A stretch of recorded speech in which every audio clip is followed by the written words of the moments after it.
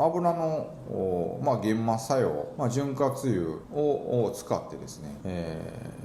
有料な運転条件をする場合ですね、良好な研磨作用を行うために、摩擦面の運動速度、回転数の高い場合は、粘度の低い潤滑油、運転速度、回転数の低い場合は粘度の高い潤滑油を選ばなければならないと。また回転数、